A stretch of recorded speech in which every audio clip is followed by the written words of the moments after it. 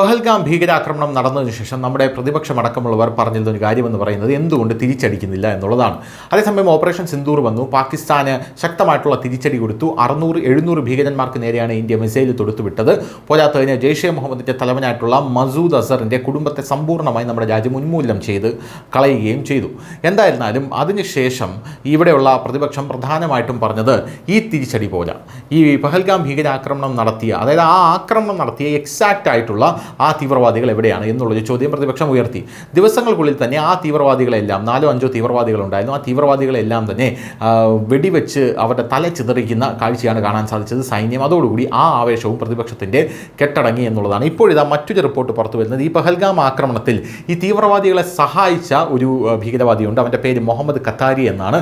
ഇവനെയും ഇപ്പോൾ സൈന്യം കസ്റ്റഡിയിലെടുത്തിരിക്കുന്നു എന്ന റിപ്പോർട്ടുകൾ പുറത്തു വരുന്നു. പഹൽഗാം ആക്രമണത്തിൽ തീവ്രവാദികളെ സഹായിച്ച വ്യക്തി ഇവനെ കുറേ നാളെ റഡാറിൽ വെച്ചിരിക്കുകയായിരുന്നു. അറസ്റ്റിലായി. ഏപ്രിൽ 22-ന് ലഷ്കർ ഇ തൊയ്ബ തീവ്രവാദികളെ സഹായിച്ച ദക്ഷിണ കശ്മീരിൽ നിന്നുള്ള മുഹമ്മദ് യൂസഫ് ഖത്താരിയെയാണ് ഇയാളെന്ന് തിരിച്ചറിഞ്ഞിട്ടുണ്ട്.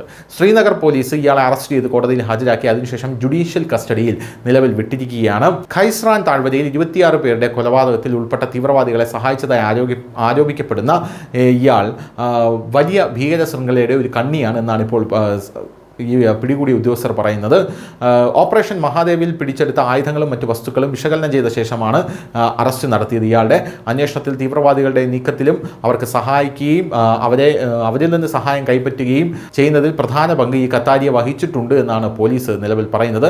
തെക്കൻ കശ്മീരിലെ തീവ്രവാദ ശൃംഖലയ്ക്കെതിരായിട്ടുള്ള വലിയ വിജയമായാണ് ഈ സംഭവ വികാസത്തെ ഉദ്യോഗസ്ഥർ നിലവിൽ വിശേഷിപ്പിക്കുന്നത്. ന്യൂസ് ഡെസ്ക് ന്യൂസിൻ്റെ മലയാളം.